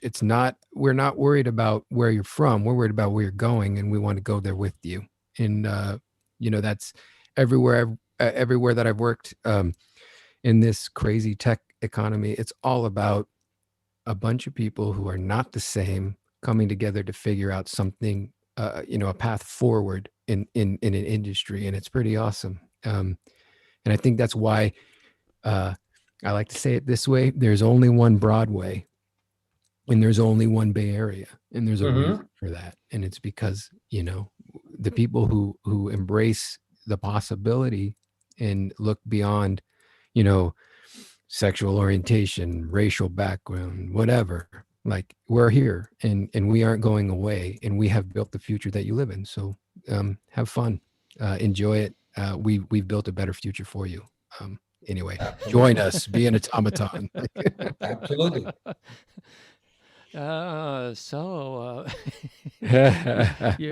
There's another oh geez, like feeding into the thing itself, and there's always a truth to it, right? Yep. And then there's always a rebellion that is valued. There's certainly a lot of anti-Californian vibes out there right now, as the state empties its population out to the other states, and because folks haven't necessarily grown up in a place where they feel like they have plenty. So when other people show up, it's like, you're taking my resources, you're taking a bite of my pie. And the key thing to walk away from, as folks, is you have more pie than you think. Yep. And if you put a few minor safety nets in place for 1% of the military budget, you'll never have to worry about those things again. Now, I spent a fair amount of time off and on in France. Well, I don't know about a fair amount of time. Every year or two, I'm in Paris, and I can tell you that when I'm in Paris, and then I come back, one of the things, there's lots of positive things I experience when I come back as well, but one of the things I experience the moment I get off that plane is fear. Yeah. Americans, for all their wealth, for all their resources, for all, are scared. They live in fear. There's a reason why we are the world's largest military, 1,000-fold. I mean, the whole world would have to build up, like double its upscale its military 1,000-fold to be anything like ours. Yep. Why are we doing that? Because we are scared. We are fearful, and I don't think we have time today to get into why that is and how that gets perpetuated. But when you're in Paris, everybody knows, well, if you got a toothache, it might be a crappy dentist, but he's going to be there.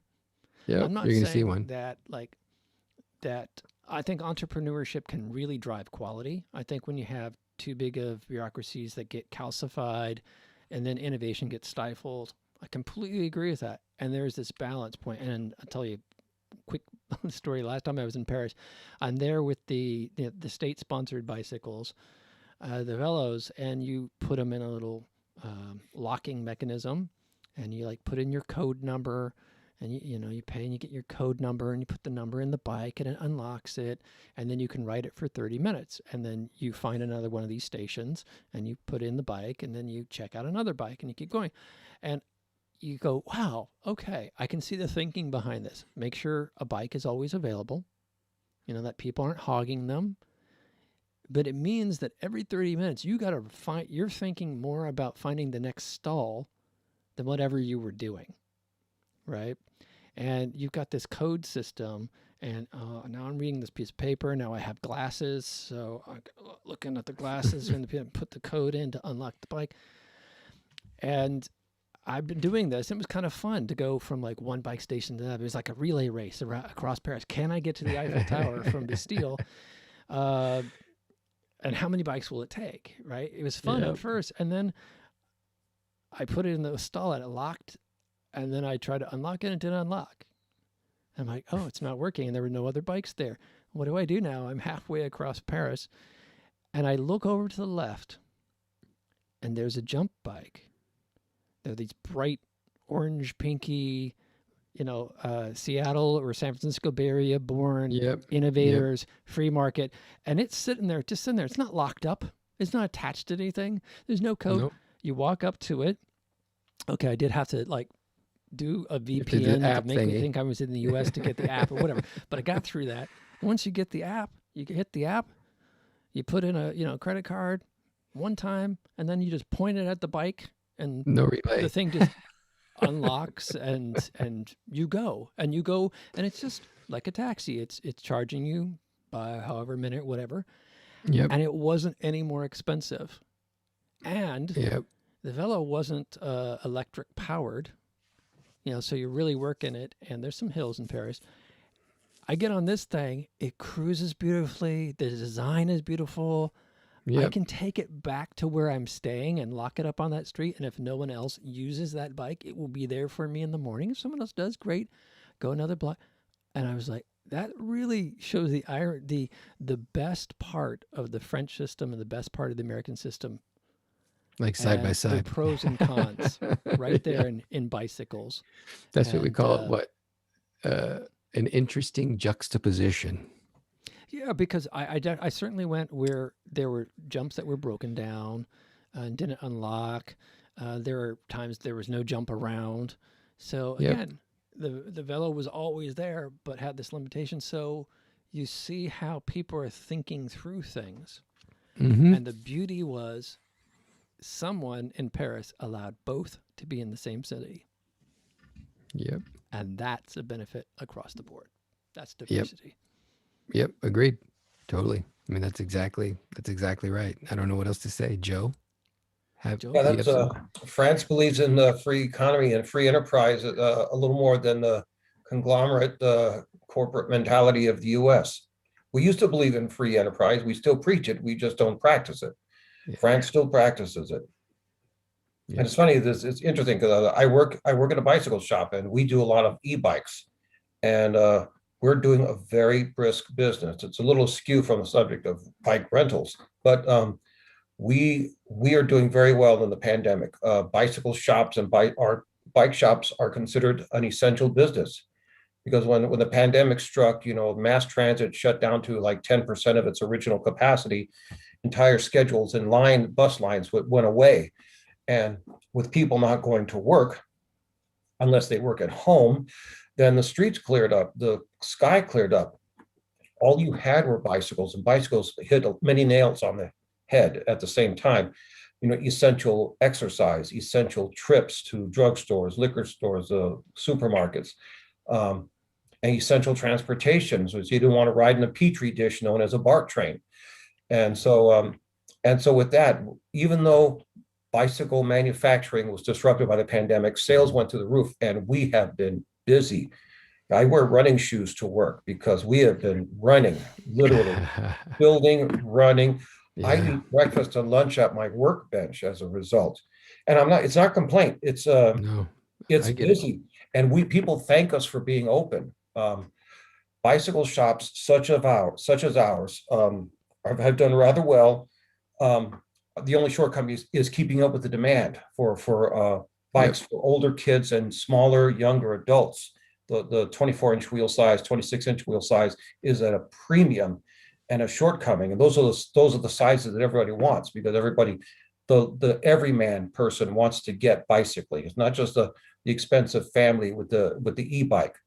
Yeah. So on many levels, we're being supportive, and people appreciate us there. It's very interesting in this day and age. The original resource, it's sort of the ground level, if you will. Yep. Bikes are, it's crazy how many people I see on bikes in my little small town of Pleasanton, California, where, it hasn't been that way the whole time I've lived here, which is like 13 years or whatever. And now it's like this, I see bicyclists everywhere, and it's actually interesting to see. And I think, a whole other thing too is we have a little small downtown here, and when we shut the street down so that it was all pedestrian traffic. And that's another thing people really need to start thinking about in some of these cities, is that when you do that, it was insane how many people. It actually attracted more people to be down there. From my perspective, I live 3 blocks away, so I kind of pay attention, and anecdotally, you could see people on bikes riding up and down the street because they weren't afraid of being run over by a car.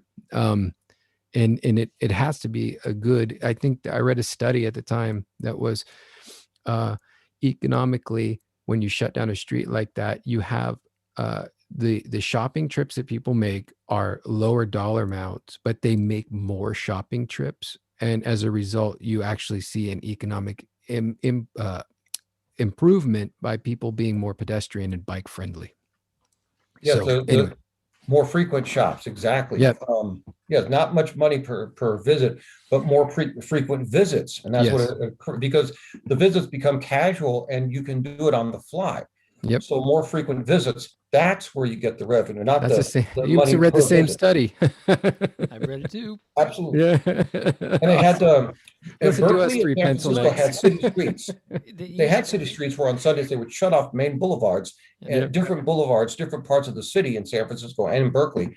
They would do this once a month from spring till fall. And the pandemic unfortunately shut that down as well. But people have taken it to themselves. Yep. So you see bikes on the rise anyway. Yep. Agreed. Awesome. I did the no car thing for 7 years, lived in Emeryville, and rode all over Berkeley, over in San Francisco, Oakland. And also I would conjointly do it with Bart to get down to my parents in San Jose. I actually once, I think, rode from the Santa Clara BART station all the way down. But, on Amtrak, because Amtrak was near me there in Emeryville. And it is one of the most liberating feelings I've ever had in my life. Now, do you have to watch schedules more? Emeryville had its own free bus system that came every 15 minutes. And so there has to be infrastructure to support that. And Paris, is very easy. Yes. They have separate bike lanes on the road that are separated from the cars by a concrete barrier and all this stuff. So you have the infrastructure to make it work. But I just see that when people do it, there's a vibe. There is people talk to each other when there's bikes around. When you're in a car, you are encased and you are isolated. And so I could easily see that, when you make a downtown strip pedestrian only, people are going to be walking. It works only in certain contexts. If it's a huge downtown, no one's gonna, That's not going to work, right? Walking, you need a bus or some of the transport there. But if it's a small town with the downtown and retails, and I saw it happen in the East Bay where, they've sort of, I think, found a good balance between the mega stores and the local shops. And there's so much local shops in Oakland and Yeah. into Berkeley. It's incredible. Yeah. Yeah. And so you College do, you get Avenue, to know right? yeah, you get to know people. Yes. It's personal. It's not just going to Costco, shuffle as much mass you can and take it home back to your, your Right. foxhole. Cool. So I Exactly. love what's happened with bikes in the Bay Area. And then when I came here in Seattle, they had jump bikes because it is very hilly here. Yeah. Everything is a hill. Or My a wife and I, ravine. yeah, we walked around water. Seattle once, and it was just like, holy cow, this is like a workout just to walk up 3 or 4 blocks because it's almost straight up. We didn't even think about that, but it is. It's awesome. And jump bikes are electric. So when I moved here, I was going downtown to KAXP to host the Balanced Breakfast session, and I would just jump on a jump bike because you Yeah. hit that hill, that power assist kicks in. It's a whole, Kicks. you're like, It's don't a need a different car. thing. Yeah. so I highly recommend that. That's your extra bonus mystic moment for the week, folks. Go take a Get a bike car. ride. I mean, get a bike. Bike. Well, thank you so much, Jeff, for being with us tonight. I know you got family waiting for you Yeah. to return from the X-ray lizard universe, and it's been a pleasure Thank you. getting to know you. Thank you for having me. I really appreciate. This has been fun, very fun. I didn't know what to expect, and this was great. Great songs, great stories under the glass, served under glass of excellent musicianship. Well, thank you very much. I appreciate that. I never know. I've never been good at like closing sales or saying bye. And I'm like, I don't want to say bye. We'll do this. I'll see you next time, Caleb. See you next time. All right, folks. Please join us again, please. Yeah, I will. I'll be watching. I've actually watched the Tim Lee Hain one, and I'll be watching some in the future for sure. Yes, Very please. cool. Awesome. Thank you. And to keep putting out your music, let us know when you have new releases. And I shall. once you get, how about this? You get 5 more releases with music videos and you come back on. Absolutely. It's a deal. All right, man. You have a good night. Take care. And, Peace out. Good night, sir. Thank you. Bye, guys. Ciao. Thank you for tuning in this week for Sunday Live with our guest, Jeffrey August. And appreciate you being here every week. As I said in the beginning of the show, COVID lockdown is finally getting to me. And I can be pretty introverted. I could be in the studio just working on stuff for days, and I don't miss people or get lonely or whatnot. But this week I started being cranky about little silly things. Things pushing button, and I'm like, what is going on with me? And I realized, oh, I'm finally experiencing that thing that a lot of people are going through. So be empathetic to folks out there who might be less introverted than you, and find some way to spread the kindness and keep everybody sane as we go through this experience together. All right, ciao. Catch you next week, and stay safe out there. If you're interested in finding out more about my work, you can find me at Caleb Duart on Facebook.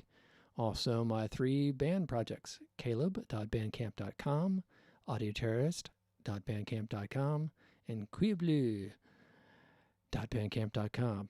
We have music videos on the Caleb official channel, the Audio Terrorist channel, and the Queer Blue channel. Thank you for watching.